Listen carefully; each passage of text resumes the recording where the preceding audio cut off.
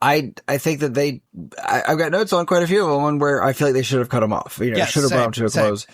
Because I genuinely like them. I genuinely like a good handful of the tracks off of this album. I wouldn't say this is my favorite album. I wouldn't say that Middle Class Rut is one of my favorite bands, but I genuinely think that there's some good stuff here.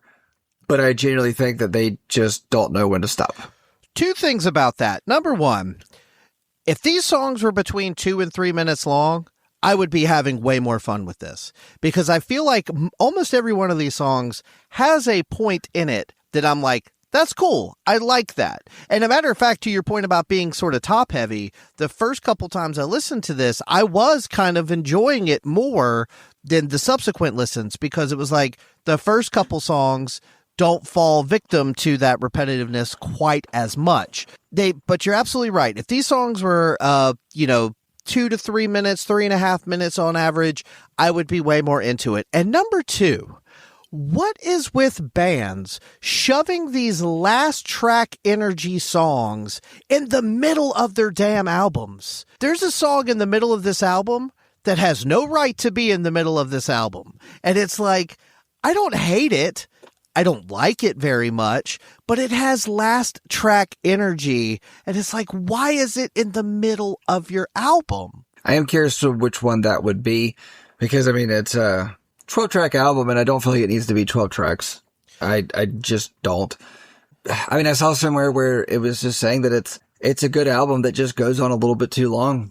And I get that. I get that. This album feels like somebody's that you really enjoy being around, but you want them to go home at a certain point.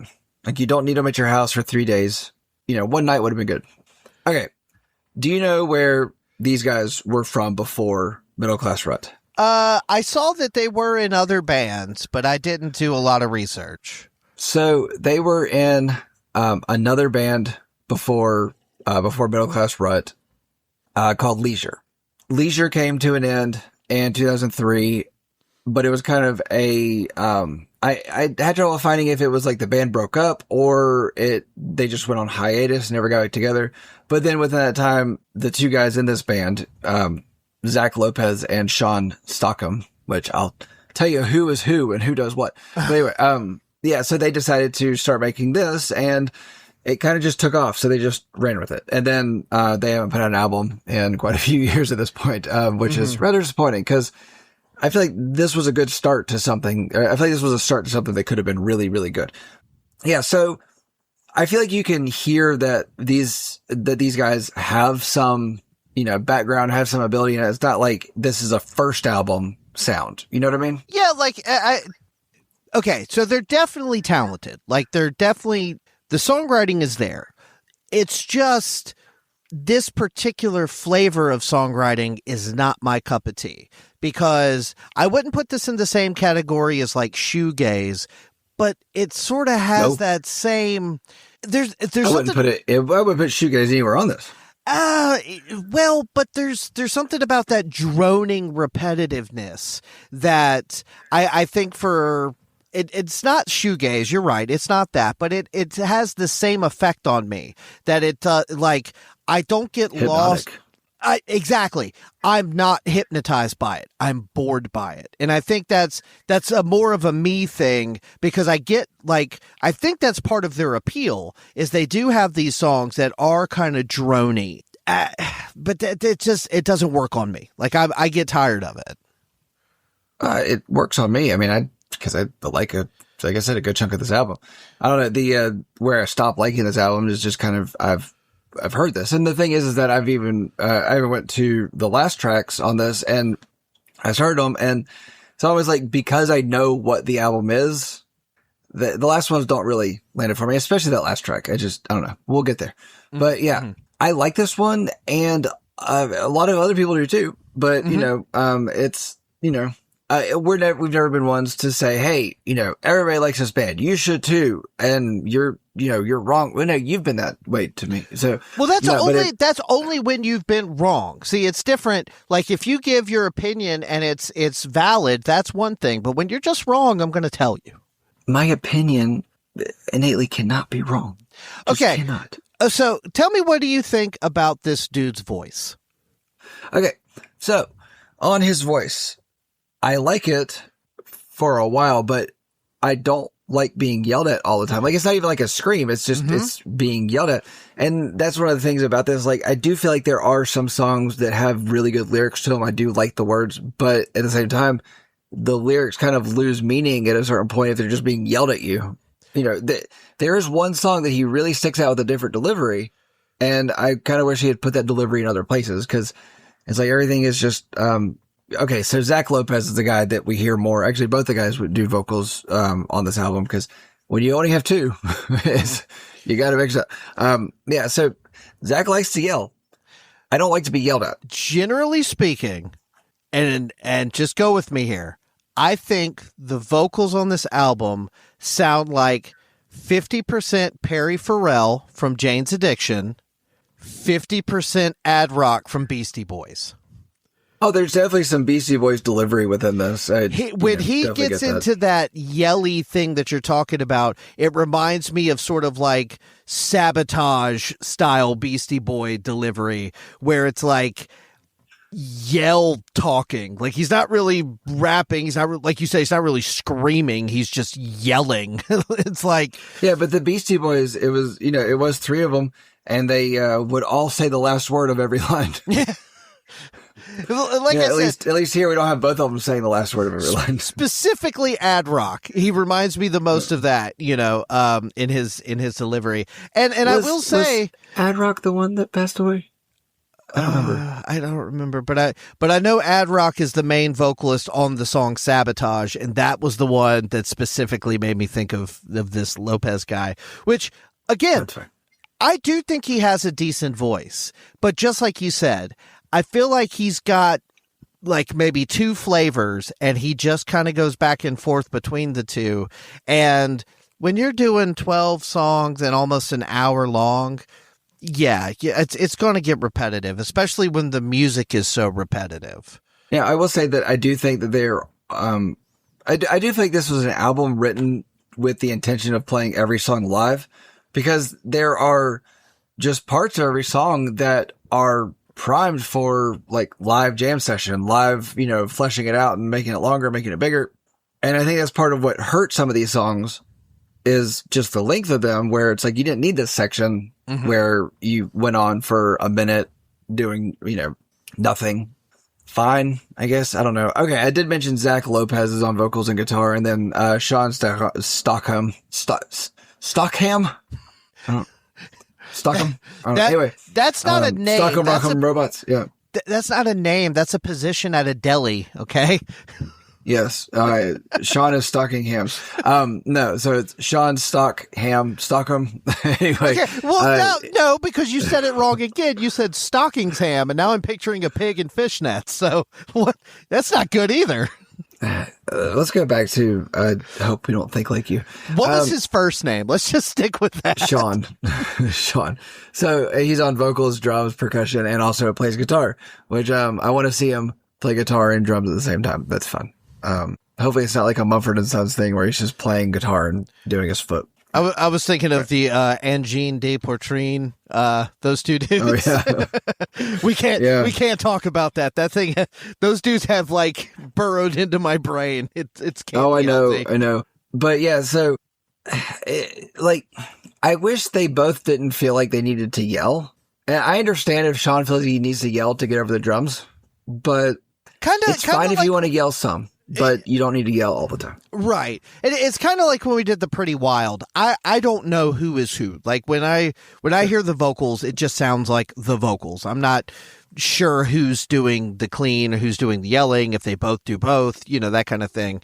I just feel like, yeah, it's one of those things where the songs are so long and so repetitive, and then I don't like the vocal delivery sometimes.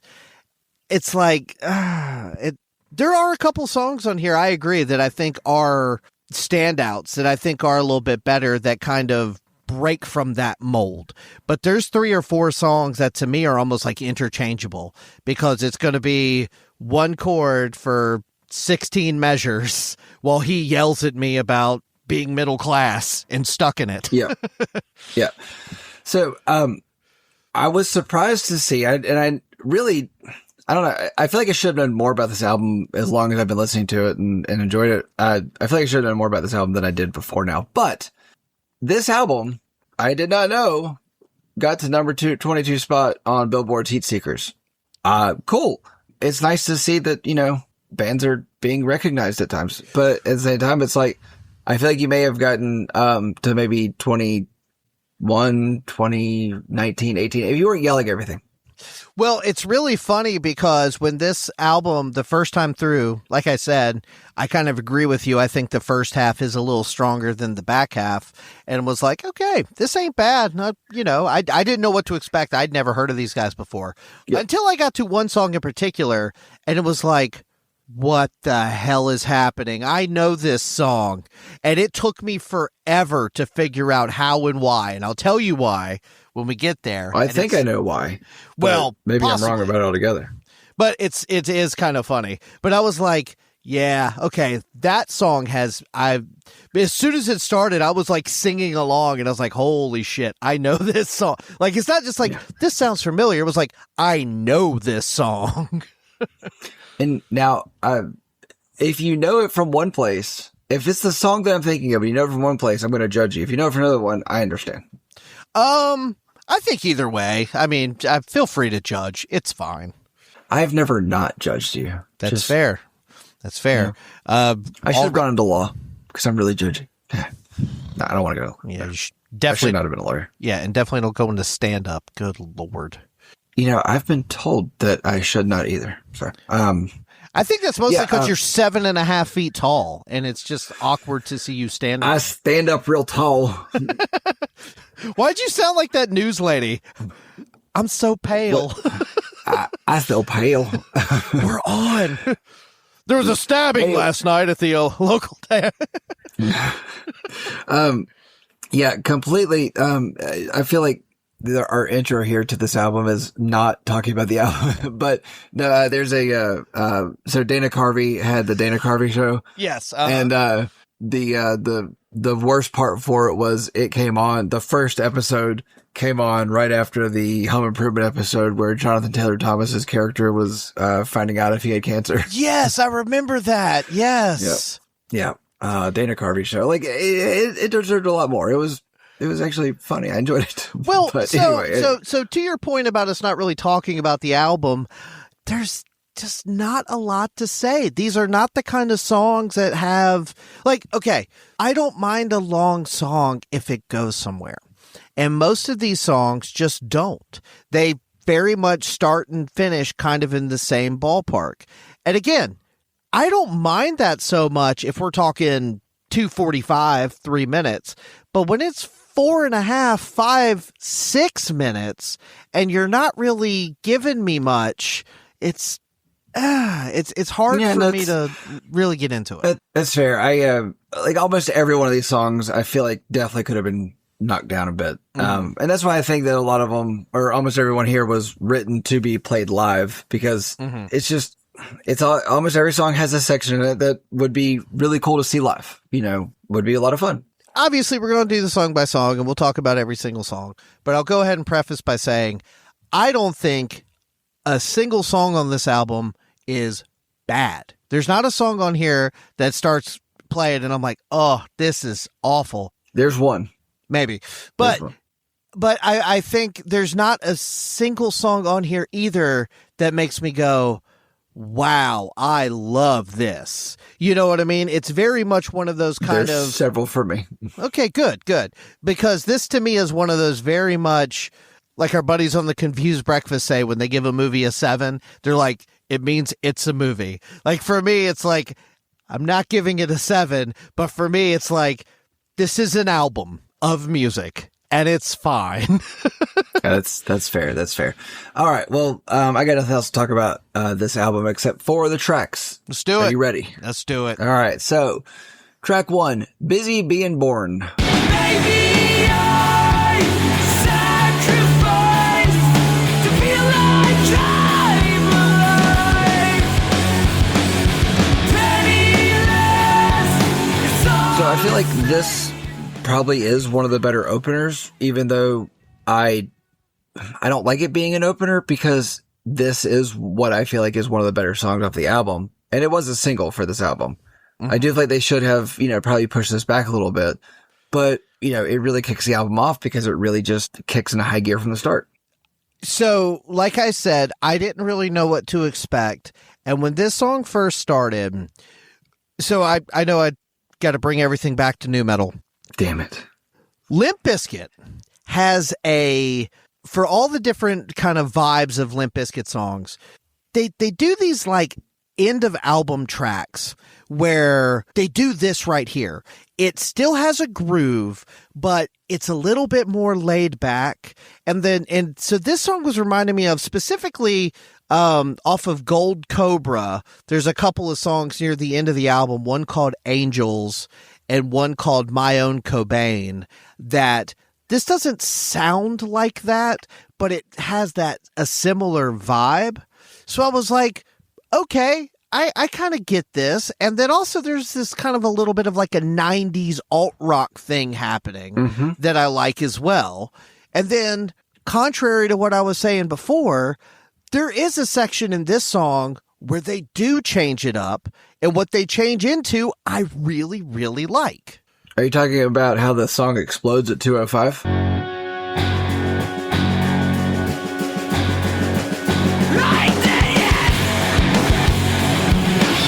That's exactly what I'm talking about. So I was like, okay, we've got sort of like the chill Limp Bizkit thing happening.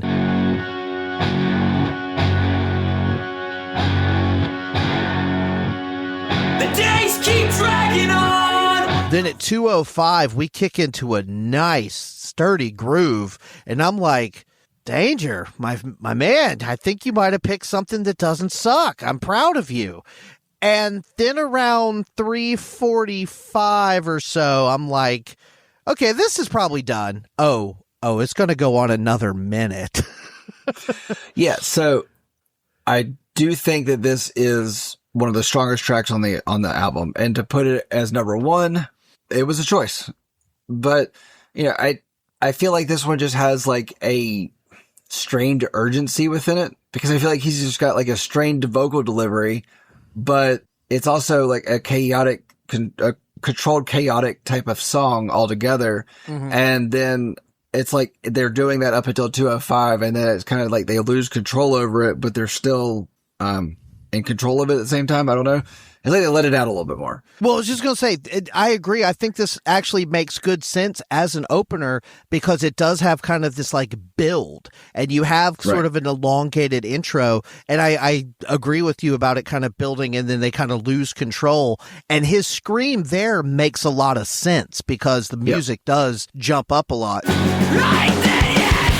But it's like, okay, this is the first song on the album. You have a long intro, you build it up, you give us a nice kick-ass section. End. We don't need that minute at the end where you repeat the first half of the song. At least I don't think we do. It just feels like this was a really solid opener to this kind of album, and then it just kind of drags on for a while. I'm with you. I do think that it does drag on, and I feel like 3:20 would have been the good place to kind of bring it down, because there's this guitar zooming that was happening. It was like this, like almost this. Okay, so they layer guitar tracks and whatnot to make these songs, because there's a ton of guitar layers within these songs. Oh, sure. But there's like this, and I heard it a lot better in headphones. My heavies let me hear everything. And so there's just this guitar, what I kept calling guitar zooming, where it's not going between, sides of the, between speakers, but it's just this like, almost this revving up.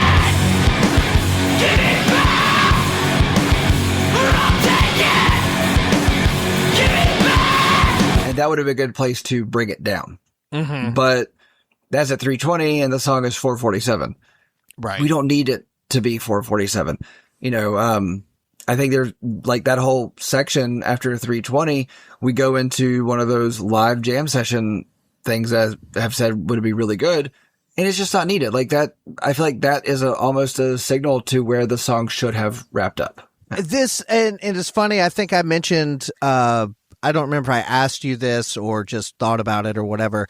I thought that these guys might have toured with 311 at some point, and I think that was because of the song I recognized. But it was like, this sort of like this first song, to your point, kind of reminds me of a band that would tour with bands like, 311 or something. And you're absolutely right. They would play that first song, then they would just kind of jam and noodle for a couple minutes. They got a 30-minute set. They're going to play 5-6 songs, and they're going to kind of embellish everything a little bit, Mm-hmm. But that's not my vibe, So I thought this was a really good song up until a certain point, and then I was kind of done with it. As a matter of fact, when I would go back and listen to this, like to take notes or refresh my memory on songs, I would just skip the last minute or so of the song and just go to the next one. No, that's fine. I mean, it's it kind of gets that way, and like I said, I've really enjoyed this album. I've loved this album for years now. And I even get that way, from the first time I listened to it. It's just, all right, we're kind of done here. I've gotten what you're doing. I don't need the rest of it here. Mm-hmm. So anyway, let's talk about track 2, USA. Lock up your shit so no one can steal it. 'Cause the enemy lives outside your door. At least that's This song, I don't know if it's a video for the next song that kind of put me in this, but this song felt like they were the coolest guys in the desert. Like, it's got like a hot swagger to it, Muscle Car. It definitely feels like a Muscle Car song. Yeah, like guys in muscle cars driving to cool muscle cars, driving to like a pool party. Like it's hot, but they're having fun. I don't know. Mm-hmm. Yeah, this one. That's just me. It was kind of giving me like Queens of the Stone Age, White Stripes, kind of garage rock vibes. Which, and I know that's not your thing. Again, not my thing, but I liked the energy. I liked how fast it was. No, this definitely has like it. I don't feel like two guys should sound this big. It feels a lot bigger than two guys. And I like that about it. I mean, the riffs are thick. They're heavy on the song. They're good. I don't know. It's a punchy, thick song. I don't know how to put it. Well, yeah, and I think coming off the first song where you sort of had this long intro and you build and kind of go into that heavy riff, and then this one you like pick it up again and you're going nice and fast. It's like, okay, like this is cool. I like the high energy of it all.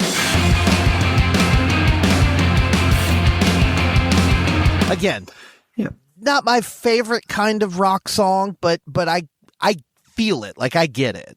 Yeah, and it's not a super deep song, but it hits big, hits hard, and it keeps the party going. It keeps the momentum moving. And, the song before this, it drug down a little bit because it went on for so long, but then you get USA at 3:33, and it's like, all right, we're gonna keep the party going. And I thought, now, the really only critique I have out of this song, because 3:33, I think, is a fine length of a song. I feel like that's their sweet spot. Yeah, that's where not they should bad. be. Yeah, that's fine. But they do a start-stop thing at 2:25. Didn't like that.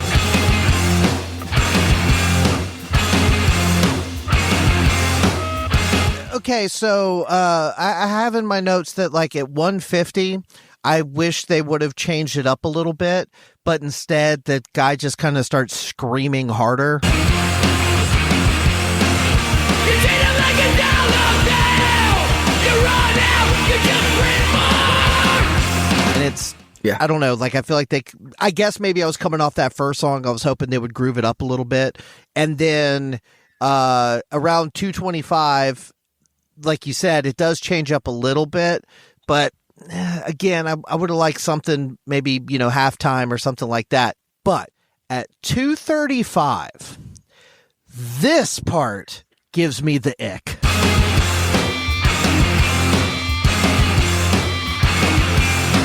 It does this like da-da-da, da-da-da, like there's this weird squeaky sound. It almost sounds like the beginning of Texas Chainsaw Massacre when they're clicking the camera and it goes in between, the mechanical wind. Yes. In between every guitar hit, it makes that exact same sound. And I don't know. Well, that's him winding up for the next hit. I guess. I don't know. But I don't know if it's like a feedback thing or what. But if you go to 235, you'll hear it because it's like da da da da da da da da. And it's like, I don't like it. I don't like that at all. Honestly, I've listened to this song quite a few times, and I don't know what you're talking about, but I guess I will after I put the clip in. And guess what? You'll never unhear it. Nope. I just ruined it for you. Yeah, but US8 is kind of a sleeper one off of this. I didn't see anywhere in doing research for this episode that this was a standout for this album, but I like this song. It's just a fun song to me. It's not a great song that we're going to get a lot out of. Nah, it's it is what it is. And, given that the band's name is Middle Class Rut, you kind of expect all the songs to be middle class. Yeah, there's a slight Rage Against the Machine thing happening, both within the lyrical content and then also some guitar stuff that we'll get into, especially on the next song, that I couldn't help but notice. As the more times through, you pick up on more like the nuance and some of the lyrics a little clearer, and it's like, yeah, I kind of see what you guys are going for, I think. Yeah, I feel like there is a Rage-like thing within it, but I feel like it's more like the attitude of it, because there are certain songs on this that are not a what I was calling here political light. It's like it can be heavy if you want it to be, but then also it can not be if you don't want it to be. And I feel like there's a few songs in here that are kind of personal, and I like those songs. So, we'll definitely get to this. It's definitely not a political record. I just think that there's a couple of songs that lean into that. And, your band name is Middle Class Rut. So I kind of expected it to be at least a little bit that way. So, or the kids call him MC Rut. Yeah, I won't be doing that. I saw that. The kids don't call him that. No, but I saw that in some places. I think that's their web address or whatever. And MC Rut sounds like the worst rapper you find at an open mic at like some bookstore, and you like never go back. I feel like it's the name of a DJ that spins records at a bar with 4 people in it on a Thursday. Both analogies suck. Yeah. But what doesn't suck is track 3, New Low. I've been left behind, I've been up, but mostly down. I cannot help feeling like I have so much at stake, so I lock myself in. Now, this was obviously a single, and their breakout song for a damn good reason. This is a great song. I love this song. It's pretty good. I like it. Is this the one that you recognized? Yes, I knew this one. And now, you said that depending on where I know it from, you're going to judge me. Where do you think I know this from? So, this song was featured on 2 video games. Mm-hmm. Do you know it from a video game? Yes, I do. All right, we're getting warmer. Okay, so it was on NBA 2K12 and WWE SmackDown versus Raw. Now, which one do you think I owned? NBA 2K12. Up until about 2 years ago, bought every single NBA 2K game, starting with, I was buying NBA Live until 2001 or 2. I think 2K5 was the first one. So for about 20 years, I bought every iteration of NBA 2K. And I played the shit out of them. And so, yes, I heard this song ad nauseum playing 2K12. Absolutely. I never played 2K12. I know I played some of the 2K games, but I don't think I ever played 2K12 because I don't know the song from that game. And you saying that you heard it ad nauseum tells me that it was probably a rather highly featured game or song in the game. So the sports games over the years have been known for having really good soundtracks, and it's a nice mix of stuff. It's usually like, hell, I was playing the new Madden game the other night, and within the course of, playing one game, I heard 311, I heard Metallica, I heard Avenged Sevenfold, so I would hear all kinds of stuff, from video games. But, I do remember because you could actually sort of like curate the playlist and like what songs would play on repeat and which ones you would omit.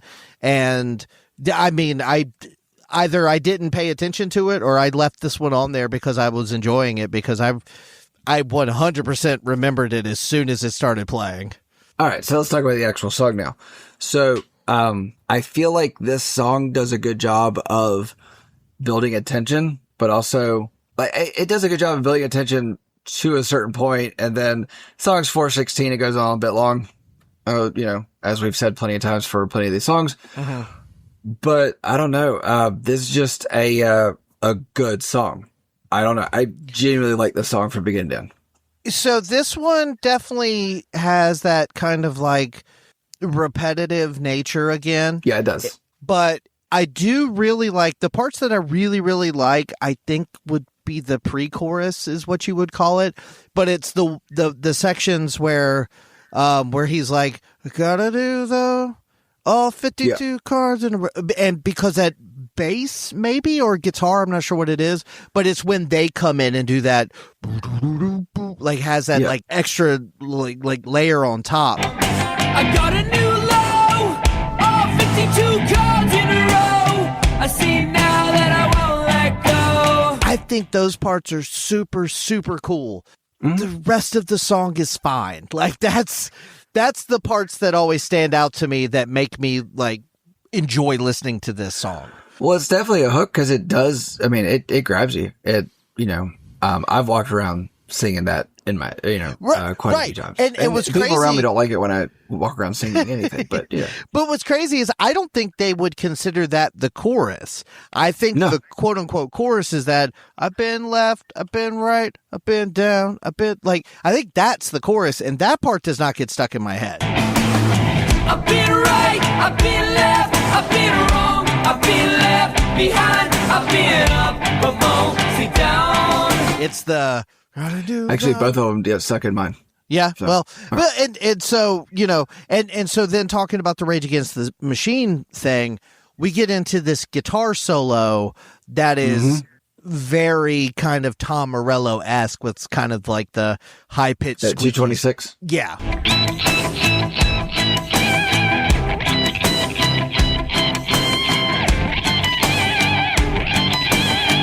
Yeah, which was good timing on the solo because the rhythm was getting repetitive at that point. It was just, okay, we're doing the same thing. Okay, cool.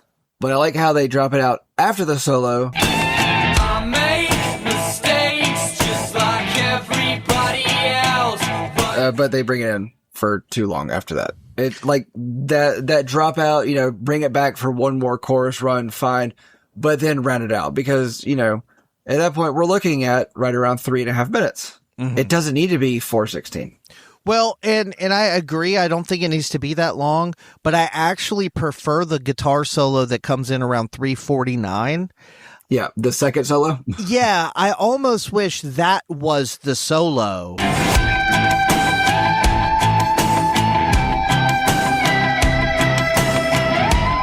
And then, like you said, wrap it up after the, that first like repeat of the chorus. Don't go on for another minute. Like this is another one that I feel like could have been 3:30, 3:45. It didn't need to get into the 4 minutes. No, but I do like how they end on the solo. And I do really like his tone within that solo. I think it's really cool how they just end it during that. It's almost like they end it in the middle of the solo.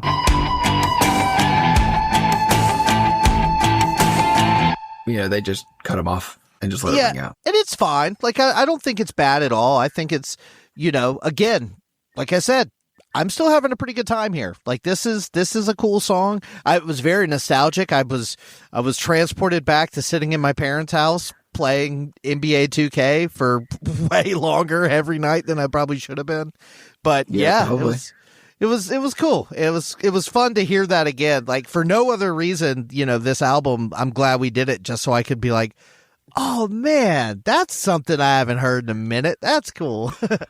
Hey, NBA 2K12 came out in 2011. It's like you had to go to school the next day.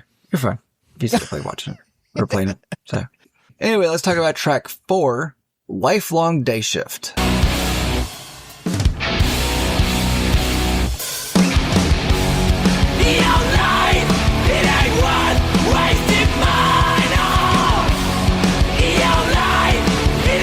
So I feel like this one, it was almost like if a punk song had more groove.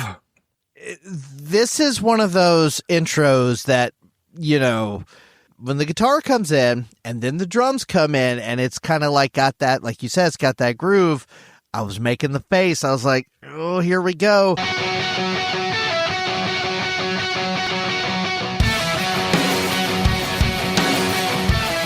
And I wanted it to go into something like Cochise by Audio Slave.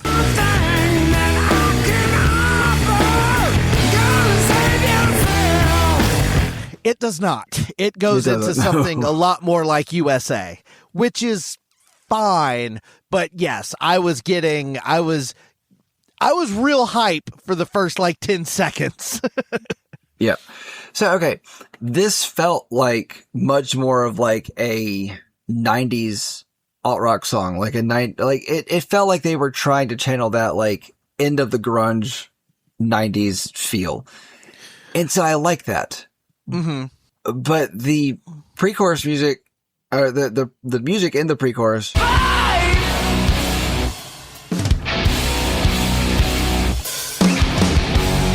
is a welcome touch to this, because once again, it does get repetitive. I mean, you can only do so much with two guys. It's, you know, you're going to end up getting repetitive, especially when one of them, the drummer, is also a vocalist, because he's got to be able to sing the whole time and also, you know, keep playing drums and all. And fine. But I feel like this one is where I first realized that this was an album written to be played live, because I feel like this is definitely a live song. Oh yeah, this definitely has a lot of energy, and I could see it going over well live. I agree with you about the 90s feel. It almost gave me almost like a Color and Shape era Foo Fighters kind of. Yeah. Not a one for one, but kind of like Monkey Wrench or something in that kind of energy. Okay, so Color and Shape was Foo Fighters' first album, which I said this feels like the end of the grunge era, but that album really did mark the end of the grunge era, because it was literally the first album of Nirvana after Nirvana. It wasn't their first album. They did one before that had the laser gun on it. I think that was just called Foo Fighters. I'm not sure. Color and the Shape had the like DNA weird thing. That's right, it did. Blue color. That's right, it did. Yeah. Okay. I'm wrong. I apologize to all of our listeners who come here for some sort of musical knowledge of things, and I've just let you all down. How dare you not memorize the Foo Fighters catalog? They've only got 30. Oh, I was going to say, I don't know shit after the Color and Shape. That's as far as I ever got. I've actually been a Foo Fighters fan for a long time. I've actually really enjoyed them. They're great live. They put on, they are exhausting live, because they go on for like 3 hours and they do an encore on top of that. Well, I believe it.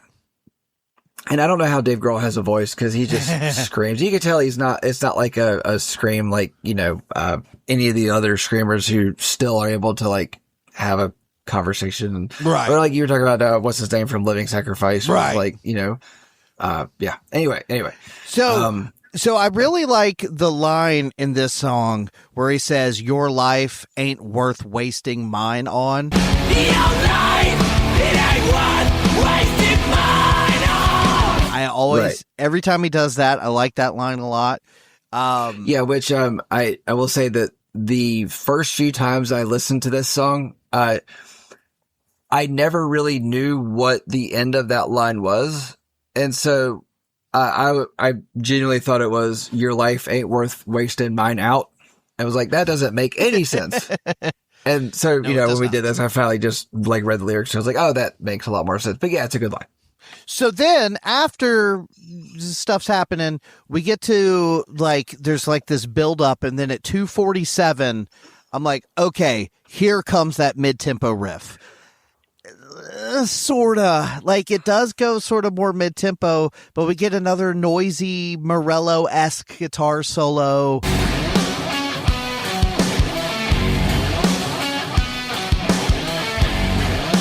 And okay, I would have preferred something heavier there. I said, would we call that a solo? Because the drums are still very active doing things. And it's like a solo, I kind of feel like everybody kind of takes a back seat and kind of, you know, plays like the same thing they were doing before or something like that. And I didn't really feel like it kind of highlighted the guitar in that section. Well, I feel like it was just kind of, they were jamming a little bit. solo jam, whatever you want to call it, I would have preferred a little something else. Like, I just feel like that's, to me, as a, musician, that sounded like to me something that they did and they were like, that's pretty cool. Maybe we'll come up with something different. And then they just never did. And they're like, well, we'll just leave it. That's fine. Because it feels very much like, for me at least, kind of placeholder-esque. Like, it doesn't, I feel like they could have gone somewhere interesting. Instead, they just sort of, like you said, kind of jam, kind of solo a little bit. It's fine. Yeah. It's not bad. It's just, I don't know. I would have liked something heavier. I with you on that one. I get it. Personally, I think that this song is really good. Except for that part. I feel like that's not I feel like if they just kind of omitted that part and then really brought this one to a close around 3:30, 3:45. Yeah, it goes on too long again.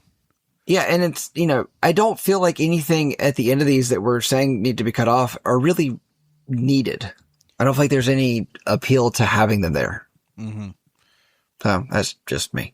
But obviously you agree with it too. So anyway, let's talk about track 5, One Debt Away. All in all, there's one more bill to pay.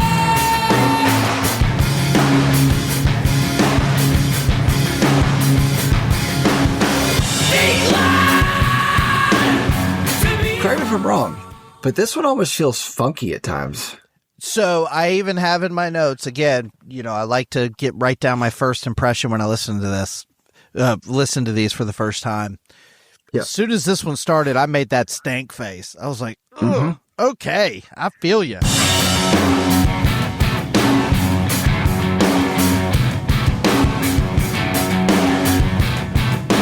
And as the song goes on, it gets less stanky.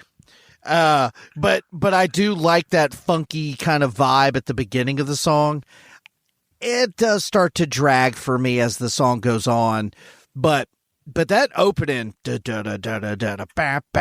like, that's fun. I like that a lot. So I wanted to echo what you had actually said at the beginning. I feel like this was probably his most Beastie Boys delivery. You better get a real job and fix this wreck. Yeah, so that's definitely part of the problem for me on this song. But it's not just a Beastie Boys delivery. It's a Beastie Boys delivery from a little bit too far away from the microphone. Well, I feel like he should have been closer to the microphone. This is the song. He gets there in the chorus.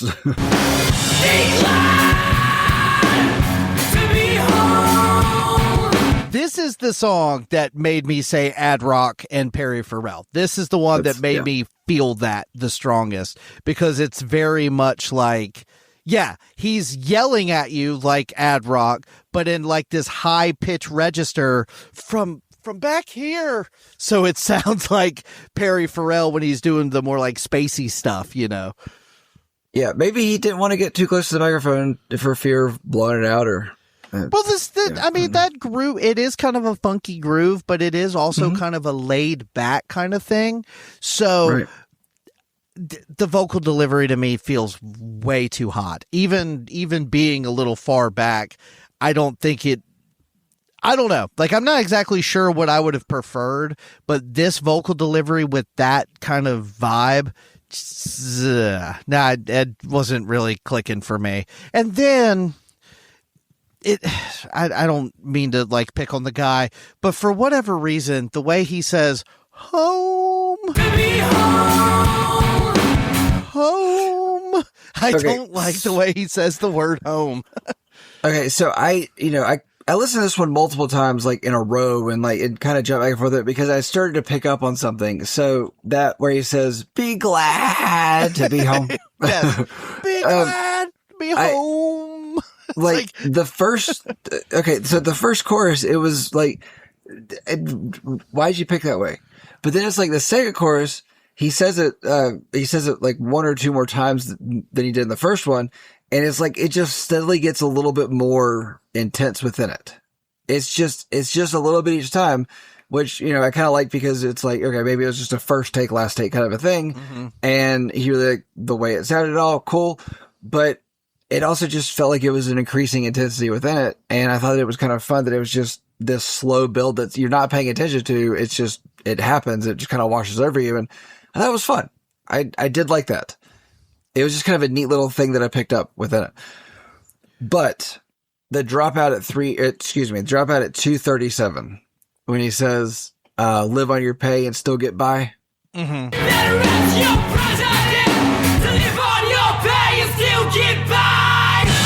That, like, it's almost like I've listened to this song for that because it just, the way that it hits, the way it happens, I love that. But then so the end just drops out. Like, it's just, it has a dropout on it. It's cool. To be home, be glad to be home. But I feel like they should have I feel like they should have moved that dropout to about, 3 minutes. Instead of 3:22 is not a super long song. It's fine. But the last 30 seconds just really wasn't needed of the song. So, okay, so the song kicks on. We're making the stank face, and it's kind of, he's yelling or whatever. There's this little section at about 45 seconds where the groove gets a little bit chopped up.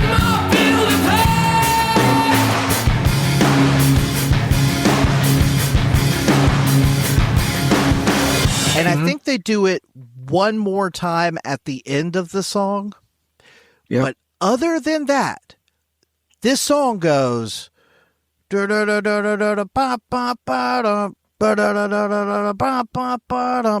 3 minutes straight. And it's like, yes, that's a cool groove. You should play it. You should also do a little something else a little more frequently, because you're exactly right. This is not a long song, but it feels long. By the time you get done with it, you're done with it. You know what I mean? That's fine. I like this one, but I know exactly what you mean. Yeah. Okay, so I've seen multiple places where this was not considered a standout for this album, but this has over the years has just kind of become. Yeah, this is a song that I have genuinely come to like off of this album, and I think that maybe I listened to the whole song, and we've talked about it, there's been plenty of other songs where it's like there's a certain moment in a song that make you want to listen to the whole thing, and maybe that dropout is it. It's like the way that they slowly build what I feel like is the intensity, where I was saying that he says the be glad to be home, a little bit more intense each time. I really feel like that dropout at 2:37 is where they, built the intensity up to, because it comes back, not as big after that. I don't know. I like that. Every time I come back to this song, when it starts, I'm like, hell yeah. And then about a minute into it, I'm like, okay, I'm good. Like, I know you're not going to go anywhere else. This is the song. And that's how a lot of these songs are. It's like once you get past about a minute and a half, you've heard the song. Like, there might be a little guitar solo or jam session, but you've basically heard the song. Right. All right. So let's talk about track 6. Are You On Your Way? Are you on your way? Are you coming home? Are you on your way? Are you on your way? Yeah. I'm going to start off by saying I have heard this song quite a few times over the years. I don't ever remember it being 6 minutes, 22 seconds. And so when, when I was sitting down to do this one for the show, I saw that and went, oh no. Oh, what have I done? But I have to say, okay, so I did say this was a single. I don't remember it being a single. Single, wow. But this is, okay. Yeah, this was a single. But this is also well placed because I feel like this is where we finally get a different delivery out of him, and I was tired of being yelled at. So this one is more Perry Farrell and less Ad Rock with the vocal delivery. And I think a lot of that is also sort of the spacey nature of the kind of sound. It has a 90s kind of, like we were talking about on that Better Than Ezra record and Transistor by 311. Like this was in the air in like 97, 98, this kind of like spacey vibe. This type of song does nothing for me. Like this is not the kind of song that I ever really gravitate towards. Long, droney. I just, And this is when the album really starts to turn for me. Yeah, so the album doesn't turn for me yet, but I get what you're saying. I mean, it is a slower, more atmospheric song. I feel like it tries to get emotional, but just doesn't quite stick the landing. I do like the guitar sound at 131.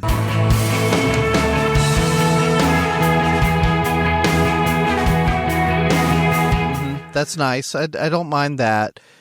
This is the song I said has big last track energy.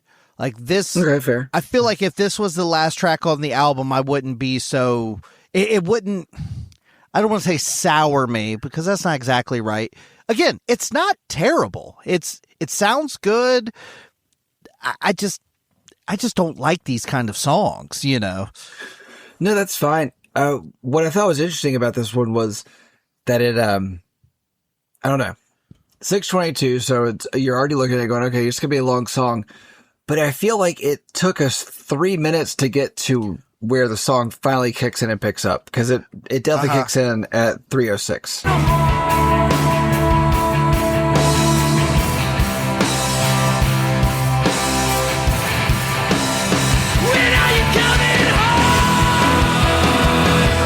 But at the same time, I feel like it should have ended at 4:42.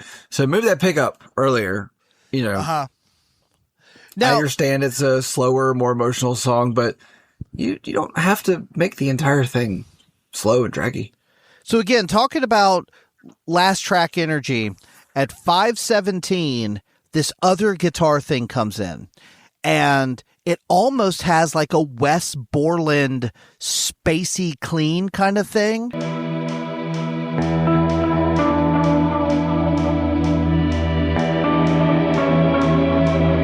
That I do like. It's just track 6 on your 12-track album.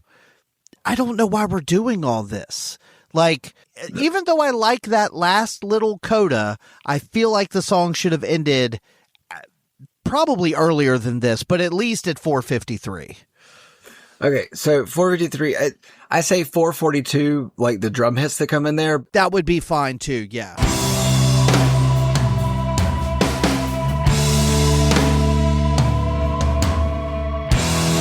I don't think the rest of the song was needed. Like, we just don't need the rest of it. We don't. The only purpose it serves is that it kind of bleeds into the next song. But even then. I don't really feel like it was a good bleed in to the next one. I just didn't really feel like it was needed overall. I don't know. I feel like looking at the track listing and the times and whatnot, Are You On Your Way, just without listening to it, already felt like it was going to be a mountain. And it's interesting that One Dead Away and Are You On Your Way also have the repetitive thing about home, singing the word home over and over. It's like weird. I didn't pick up on that.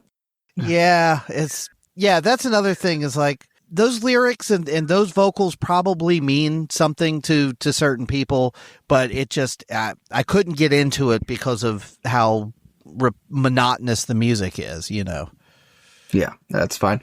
All right, let's talk about track 7, Alive or Dead. Did I get here and saying things that I'm better left unsaid?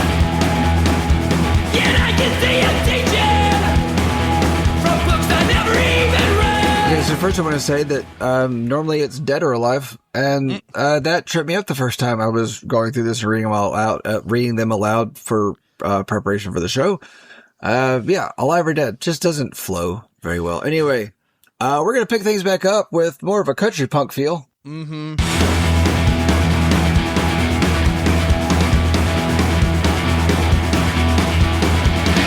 I mean, it definitely has punk energy to it, kind of a thing. It's just a fast, aggressive song, but it's definitely got a country, tone to the guitars, of course. I don't know. It's not especially unique or standout song on this one. I just think it's a good change up for their sound for about the first, minute. And then it just kind of runs into the rest of it. Okay, so here's my problem. This is what I'm talking about. To your point about going on for about a minute, the chords do not change for over a minute. It is just dun dun dun dun dun dun dun dun dun dun dun, and him singing on top of it. There are these little accents where they do dun dun dun dun dun dun dun dun dun dun dun dun, but it's not a different chord. It's so we're literally playing the same note for a minute straight. And as a guitar player, as a musician, I can't. It physically hurts me. Like, I'm like, do something, please. I'm begging you, because I'm a music first, vocal second kind of guy. So, and I don't particularly love his voice. So when he's coming in with that, na na na na na na, like that doesn't help.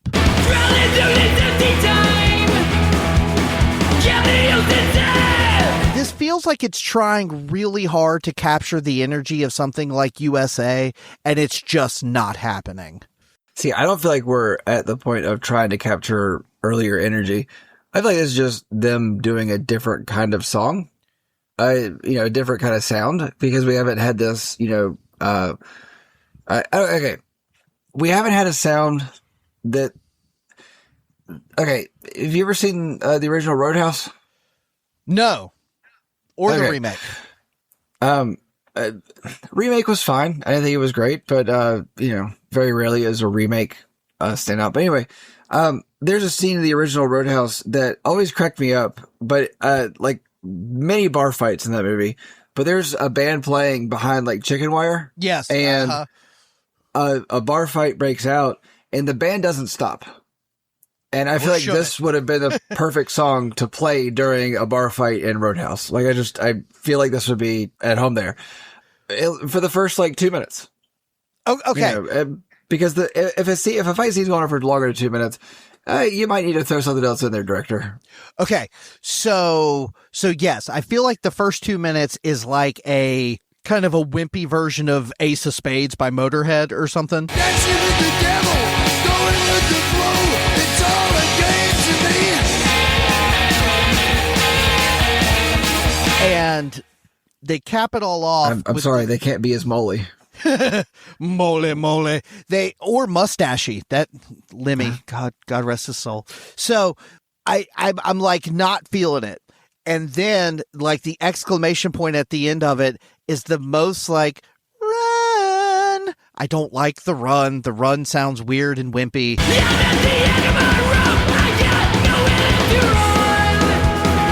run. But then at 2:03, it kicks into this groove that I'm very much into and I think is very cool. And I like that part quite a bit.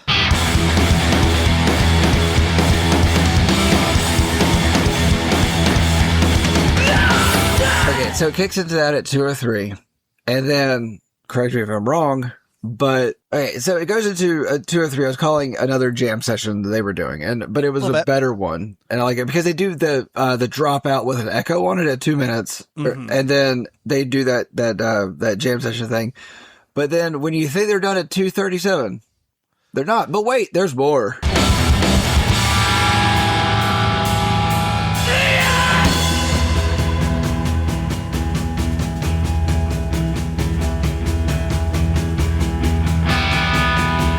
Yeah, and I actually don't mind this here because I don't know. There's something about this kind of spacey thing that works for me way better than like Are You On Your Way, where the whole song felt like this section, which again, this feels really weird right next to that one too, because this like bridge section sounds so much like Are You On Your Way to me that it's like, wow, they put these next to each other.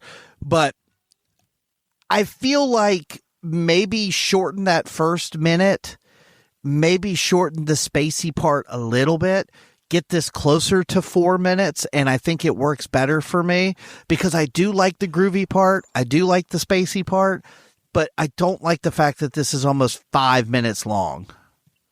Okay, so I feel like 237 was a good song. I really enjoyed that part of it.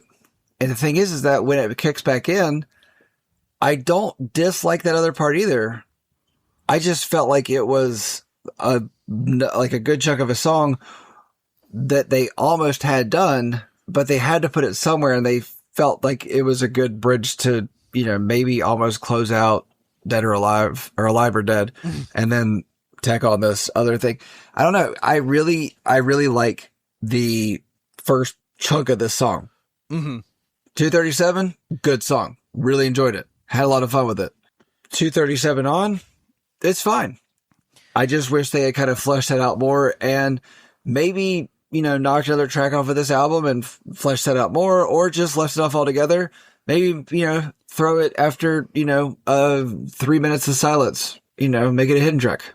It's funny because I'm almost the opposite. I'm like, this is not really doing anything for me. And then around 2:03, I'm like, hey, that's pretty cool. And then the spacey thing happens. I'm like, oh, that's also kind of neat. But yeah, the first dun dun dun dun dun dun dun dun dun dun over and over and over and over and over. Yeah, I'm good. I don't. It's like you're hurting my brain. I don't know. I kind of feel like it was just a fun, punk energy song with a country feel. I liked it. I don't know. Let's talk about track 8. I guess you could say.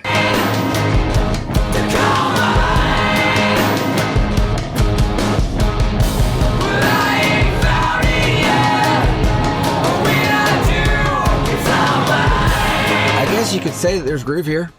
Really? You don't know? I mean, okay, kind of like One Dead Away. Yes, there is some groove, but it's the same groove. You never change the groove. We go on for over that's 4 minutes of repetitive, never changing the groove. And just like Alive or Dead, we start with da da da da da da da da da da da da da da da da da.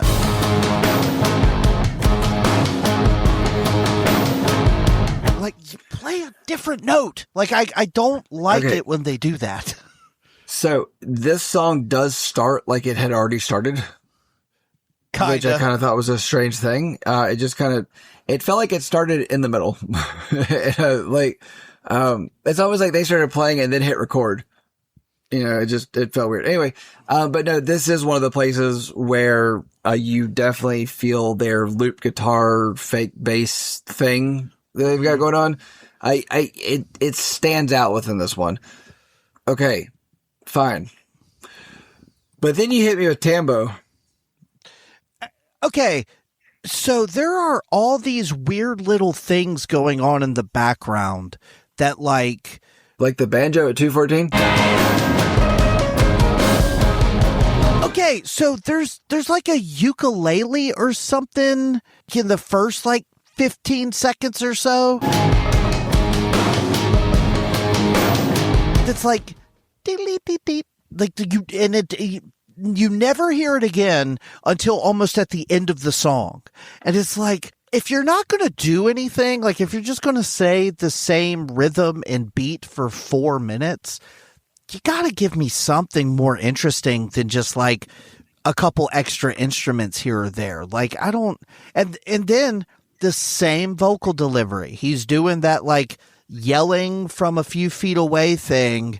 And it's like, this, I don't know. This is a noisy, repetitive mess. I really don't like this song very much. No, that's really fine because this song is where the album starts to take a turn for me. Like, I'm not really enjoying the rest of the album here. Yeah. In part it's because it is, it at this point it is repetitive. I'm tired of being yelled at. It's just kind of the same delivery. Like, I know he can do different vocals in it.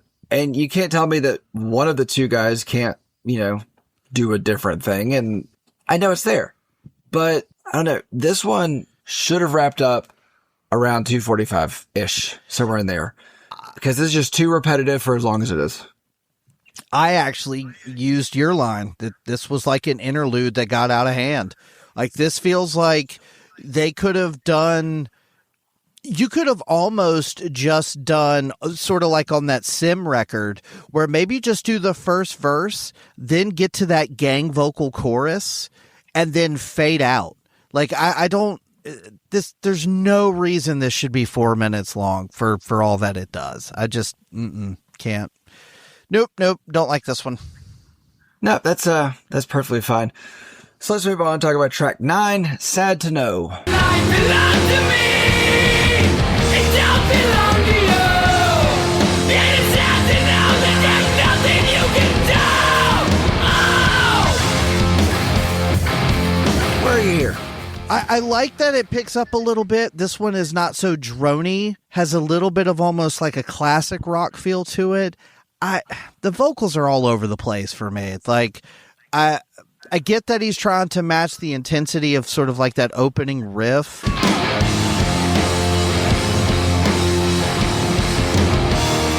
But it's just, I don't know. I'm getting fatigued with the yelling that he's doing. And No, I get that. I do like it 116 where they kind of change it up a little bit so it's not so repetitive.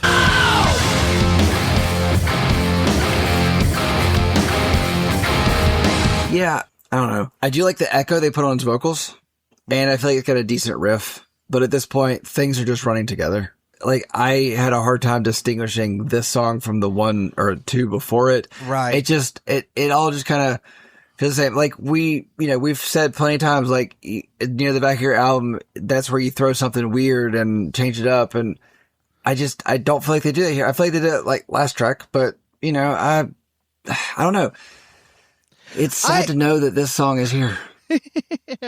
I maybe it's because I'm coming out of, I guess you could say, but this song actually, as it progresses, it does some more cool stuff. Because I think that at 227 we kind of get this like do da da da da da doom da da da, like you're building.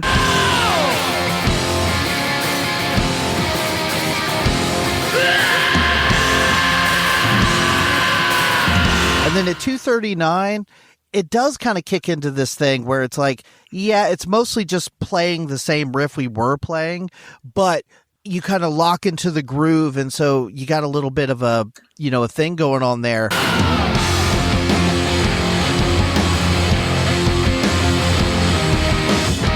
But this song could have ended at like 3:04. It did not need to go on for another minute. Yeah, I actually said cut 239 to 310 or end it closer to 239. I like that section. Again, I think mostly because the guitars are doing something at least a little different than what we've heard, and he's not yelling on top of it. But then, yeah, it goes on for another minute of nothing, like, I don't know. No, that's fair. All right, so track 10, Dead End. Without your way, life could be so much lighter.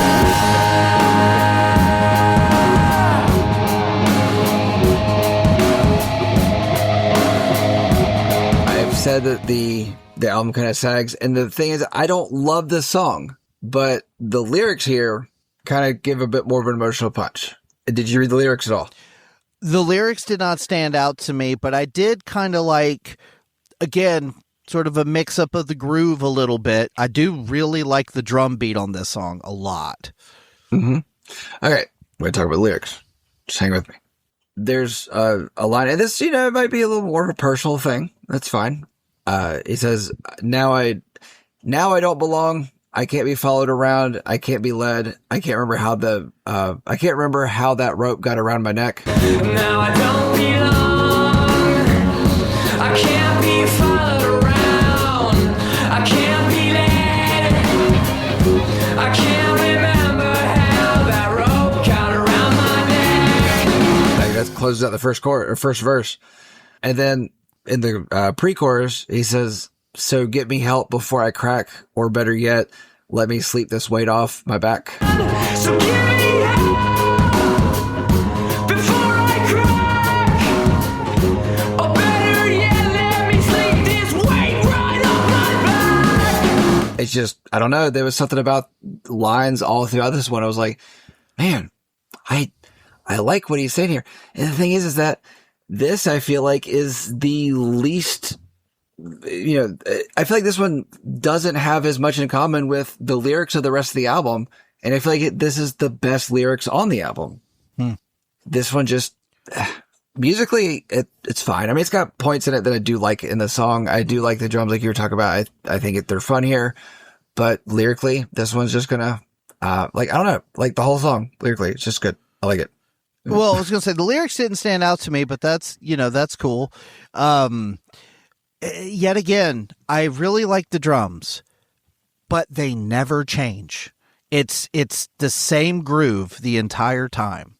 And just like every other song on here, it's over 4 minutes long, and it does not need to be as long as it is, because the guitar solo in this is fine.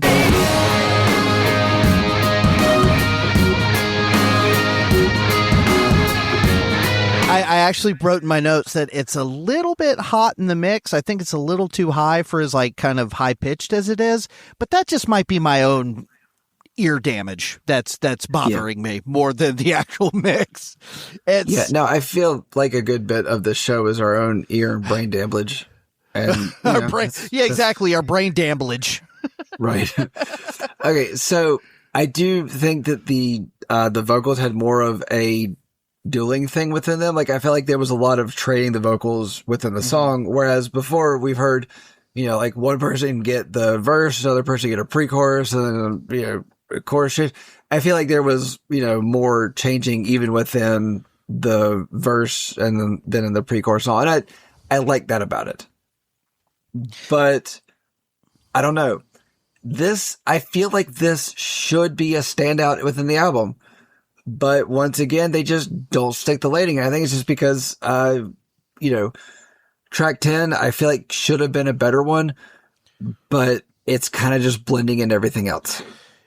Yeah, it's, I like the way it starts. It's got a different rhythm to it, but it gets very bogged down in its repetitiveness. It goes on for too long. I really am not a fan of the screaming at the end with just basically his vocals and drums. Not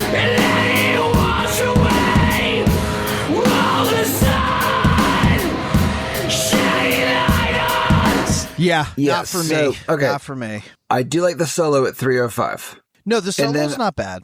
But then I like the change that the solo gets at 3:29.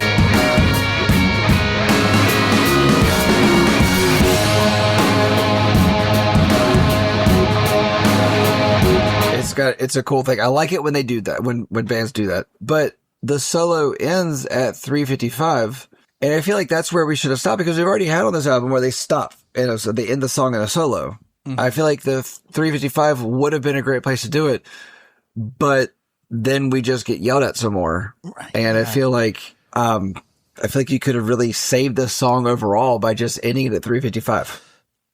That's just me.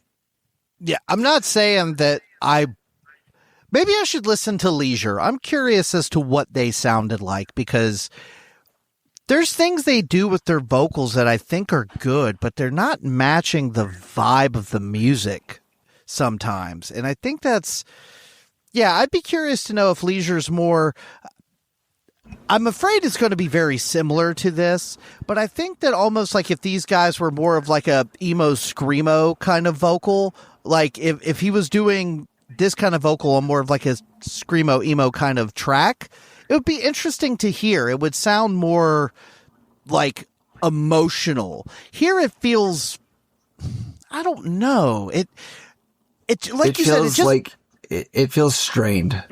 It feels strained, and it feels like he's yelling at you. It doesn't feel like he's screaming. He's yelling with you. Yeah. Stop yelling at me. Yell with me. Right. I'm yelling about how you should not be yelling, and we're not yelling together. No. That's really the core. This doesn't feel like a cooperative effort. It's really the core of the issue with this album. And it's all about how we don't have enough money to live comfortably. Like, I have been mad about being stuck in a middle class rut, and I feel like you are too. but we're not mad together. What's that Ben Folds song about rocking the suburbs, about being pissed off about being middle class and white? That's kind of this whole album. I don't know. I'm a Brickin'. She's drowning slowly. God, no. Anyway, let's round out this album and talk about. No, excuse me, we're not rounded up. No. Sorry, I was It's still still going. Yeah. All right, track 11. Thought I Was. Stick out for me I made, and the down I'm always in. It's not about where I'm going. And that right there is the problem with this album. Is Yes. It doesn't need to be 12 tracks. I feel like 10 would have been a good ending spot for this album overall. It just does not need to be a 12 track album. But you know, we're back to heavier riffs and songs got a bit more angst about it. I do feel like I don't know, maybe I'm just wrong with this, but I feel like we got back to more of that ad rock delivery in this one. I actually really like this first verse with kind of the big guitar. I like how there's like big hits on the guitar, but then it like empties out and the vocal just sings on top of the drums. It's been one too many times, but I'm shot and I'm hopeless, just going through the motions. And I do like his vocals a lot better here because he's not yelling. It sounds like he's just being forceful. He's not yelling at me. He just has a big voice, and I think it sounds good. You know who is almost... This is wild that I'm putting these two together, but this first verse was almost giving me like 311 meets Oasis, because he's got this like slight like weird pronunciation on some of these words that was giving me almost like a British accent for some reason. Yeah, I wasn't getting 311 or Oasis out of this. In fact, I liked his vocals before he started yelling, which I feel like is about halfway through the verse he started yelling. Agreed, yes. And then that's where I feel like the ad rock came in. Right. The first half of the verse where he's kind of like this. It's not about where I'm going, but where I've already been. Like, I Okay, like that's fair. that. Yeah. You know, I like that part. And there's something about some of the pronunciations that felt British to me for some reason. But yeah, that was pretty cool. Like, I was cool with all of that. But then, yeah, it starts to drag and it starts to get real screamy again. Not really screamy, but you know what I mean. The yelling starts. Forget about the way that I felt on the day I was born and everyone I know. See, I feel like this was them. I feel like this was the most standout, obvious effort at trying to capture the opening energy, because this, it's undeniable. The first, I know you say the first half, but I'm going to go with the first, I don't know, first 2/3 of this album, I think are just strong. I think it's a banger of an album. And I feel like this was them trying to do that beginning, and it just didn't stick. It wasn't there. I think for me, that weird "Are You on Your way" just so long, just really kind of sucks the wind out of the room. This back section 7 to 12, Thought I Was, is probably the best song here, because does drag on after a while. They are hitting a lot of the same beats, but they are at least trying to mix it up a little bit. And I give them props for that, because this song does have some riffs. It does have some changes. That whole section that starts around 2:46, where it does these like dropouts and these like drum fills and stuff, I don't love it, but I do like that they're throwing some new stuff out there. Yes, my back ain't the only thing to the wall. A second chance and I'm gonna take it. Okay, so "Are You on Your way" is actually a good song if you just hit the next button at 442. It's actually a really good song. I like it. And but here's what I will say. We talk about this on other records. I was like, okay, that song's too long. It drags down the momentum. I don't like it. I'm going to start at track 7 and see how I feel. It didn't change. I feel like this back section is not as strong as the first section at all. And it just, yeah. Okay, so you were talking about the section between 245 to 310 with all the dropouts. Yeah. I think that's the best part of the song. Which is me. But I guess I feel like this show has shown me that I'm just a sucker for dropouts. Like I just love a dropout in a song. But if you drop out with a tambo, we're going to have a problem. You're a sucker for a dropout? Like what grade? I don't know. 11. Careful. Careful, what grade you say? I don't know. Give me a 12, a grade 12 with like 3 months left to go. It shows me that you almost made it. There you go. You put forth the effort. Like you're an almost finisher. Like, what is 419?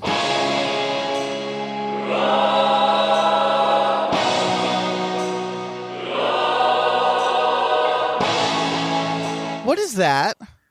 Oh, I don't know. I said the song should have ended at 4 minutes on this one because, you know, we do get all the dropouts and then we get a little bit more and then just kind of close your song out.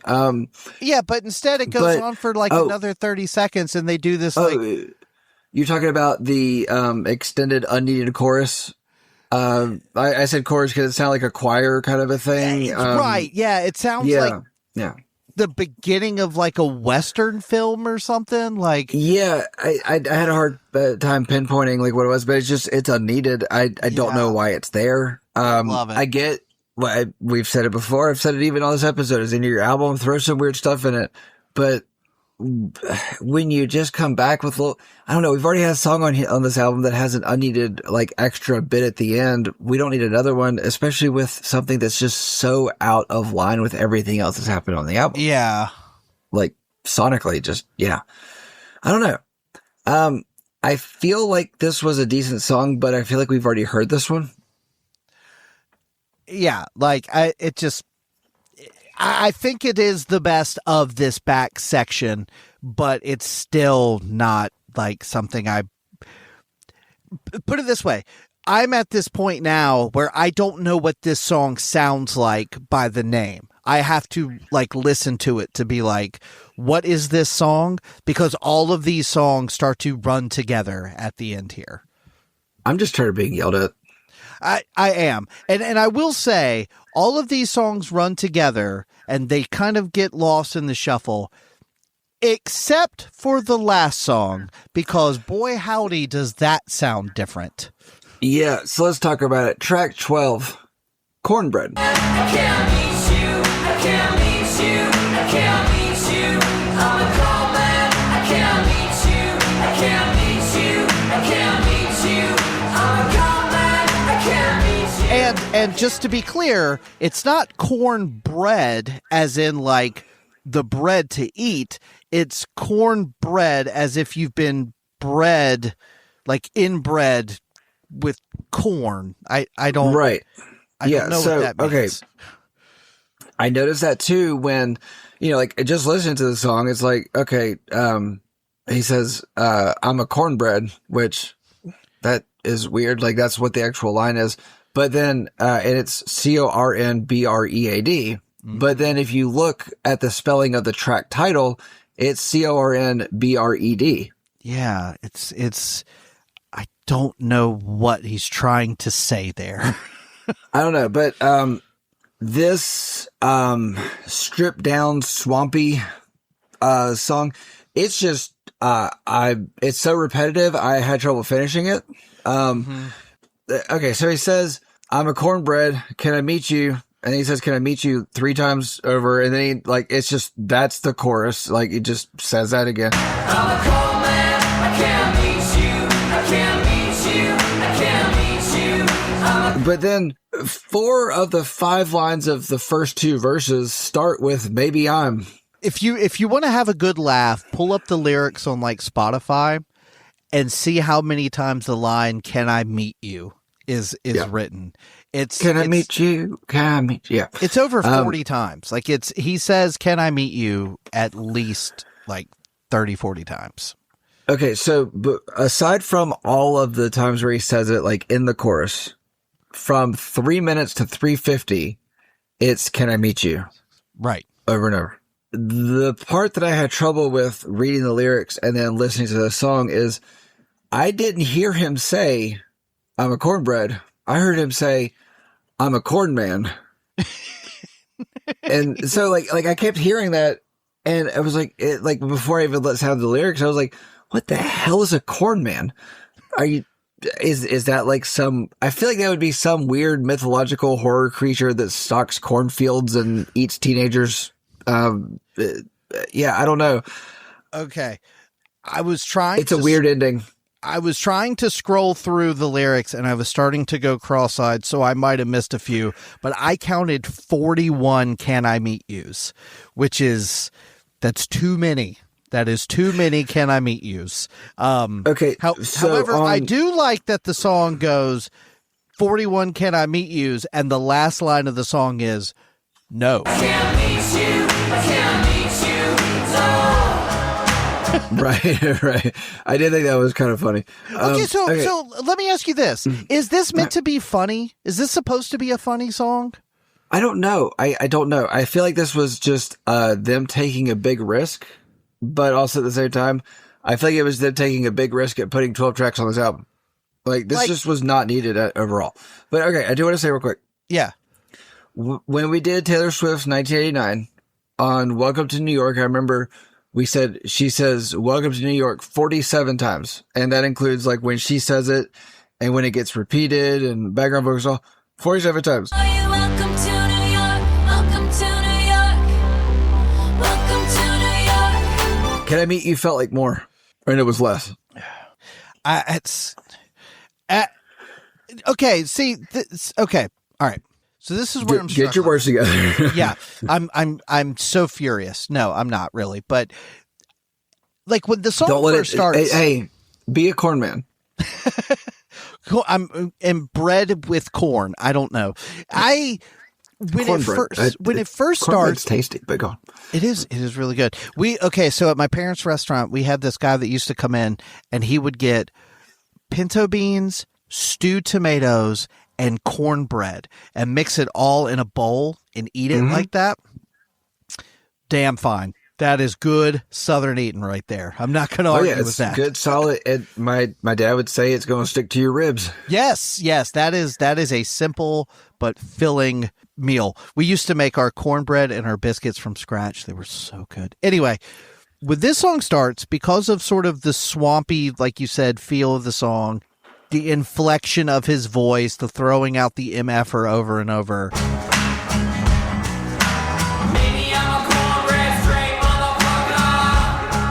I got the impression that this was meant to be kind of funny.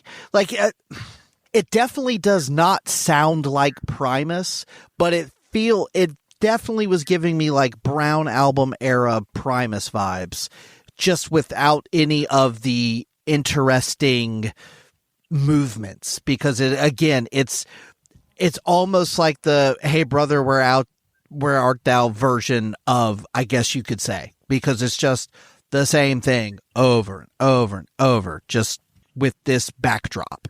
Yeah, I didn't think about that, but it's almost like it has the attitude of a Primus. I don't know. I'm really having trouble putting my finger on it.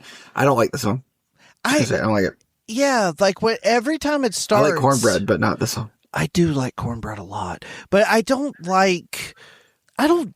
this is so weird to me. Like, I don't know what they're going for at all. And maybe I'm missing something in this.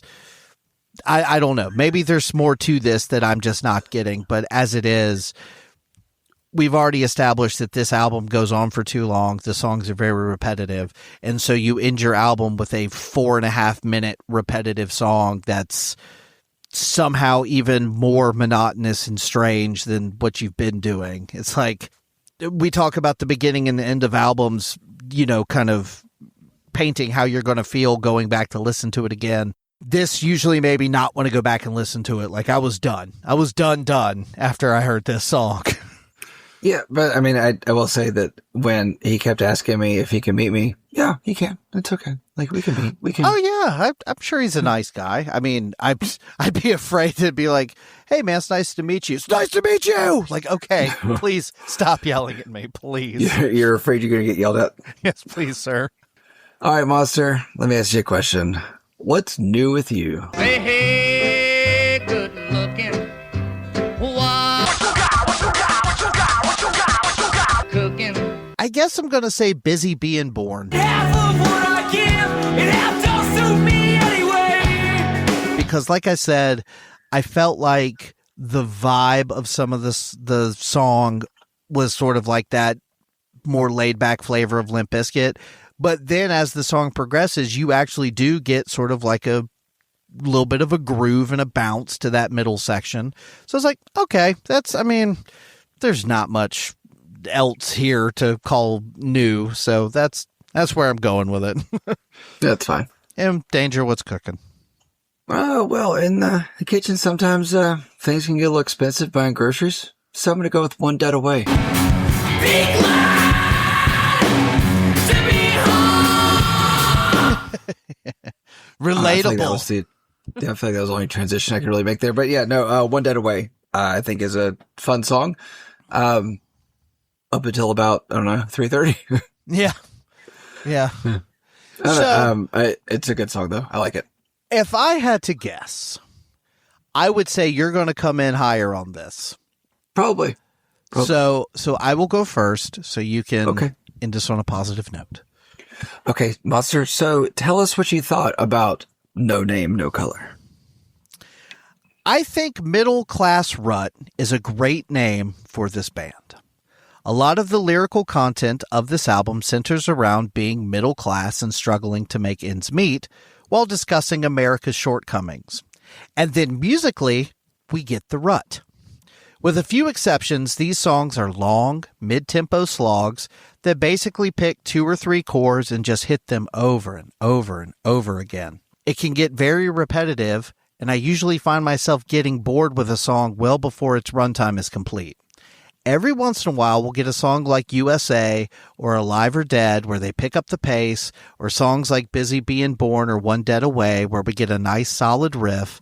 But overall, those shiny moments are just a little bit too few and far between for me to really lock into the album. I'm also not a huge fan of the vocals. At times, the screaming and yelling can feel passionate, but more often than not, it comes across as overkill and kind of put on.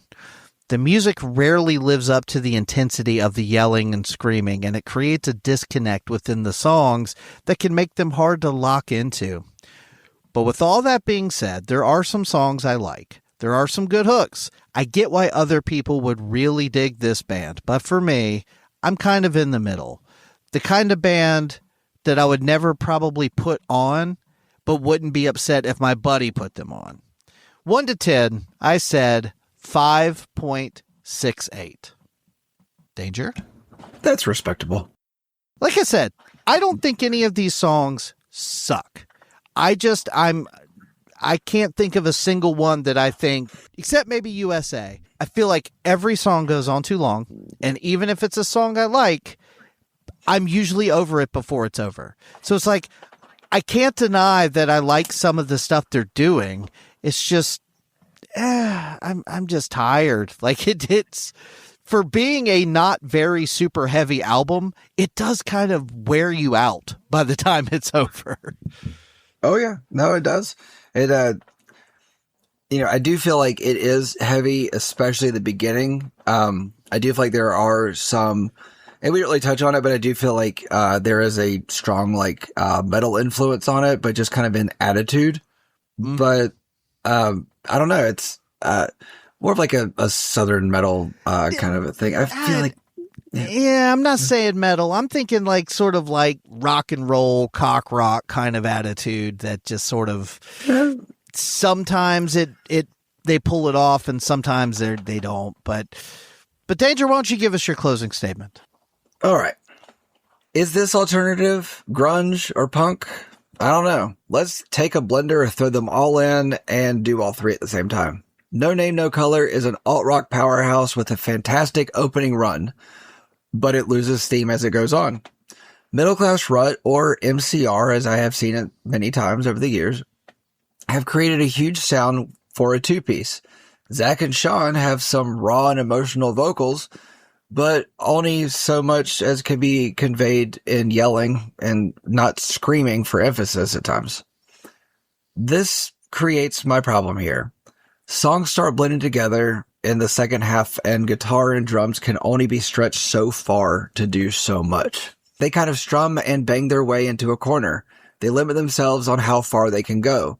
Things tend to get repetitive by the back half. Still, those first few tracks alone are enough to make this a standout album. Just shorten it to 10 songs, and I would give it a much higher score. I gave this a 7.41. Wow. That's something. That's higher than I thought you'd go. I don't know. I feel like the first 7 songs here are fantastic. And there are bits and pieces of the rest of the album that I do like, but I don't love everything there. But I could listen to those first probably 7 songs constantly. Yeah, and I think, if my reach got all the way down to 6 or 7, then maybe I would be that way. But like I said, for me, it's more like 4 or 5. That's about where I'm like, it starts to drop off as soon as that 6-minute weird thing happens in the middle of your album. Sort of, yeah. But I'm glad you enjoy that and enjoy it more than I do. I don't know, that 6-minute epic, it doesn't feel like a 6-minute epic to me. It feels like a 4.5-minute song where I just kind of skip to the next one after that. I was going to say a lot of these songs are better when you just like pick a point and go to the next song. Yeah. So, all right. Monster gave Middle Class Rut, No Name, No Color, a 5.68, and I gave it a 7.41, which gives an overall average of 6.545. Put it into the 50th position, just above Wargasm and just below Marilyn Manson. Ooh. It would be a little weird, but I think you could make a case for Middle Class Rut, then Wargasm, then Marilyn Manson. Like if they were to stick to just like, again, I don't know their body of work past just what's on this album. I have no idea. But if you did songs like USA and, that, I don't know, like if you're the first band, you're only going to play like 5 or 6 songs anyway, you can get away with it. Just warm them up a little bit. So No Name, No Color was their first album. They put out an album in 2013 called Pick Up Your Head, and then 2018 they put out Gutters. I think they released something in 2020 too. I think they've released some EPs and singles and things like that. Like I feel like they've tried to stay active, but I feel like it's maybe like their career just didn't take off in a direction that allowed them to go full on into music and full-time job it. Gotcha. I don't know. If you disagree with the score that we've given this album, then please shoot us an email, because you only do it if you disagree. Nobody writes to say, hey, you gave that one a good score. Anyway, if you disagree with the score that we gave this album, then please shoot us an email at breakdownsbreakfast@gmail.com, or head on over to one of our social media platforms, Facebook, X, or Instagram, and let us know what you thought about this episode, or if there's an album that you'd like for us to give the breakdowns treatment to in the future. And we know you're listening because we have access to the numbers and we can see that. So please reach out. I think I end every single one of my second breakfasts by saying, please comment and argue with me or tell me how I'm right or wrong or whatever. Do that for these too, please. We love it when we get comments and emails and stuff. That's fun. We do love it, but please argue with Monster. I'm tired of arguing with him. Well, because you always lose. I mean, it'd be different if doesn't matter. Lose is a matter of perspective. Okay, so we're recording this not that long after Easter, so I thought this would be a good one. Why was the egg hiding? Why? Because it was a little chicken.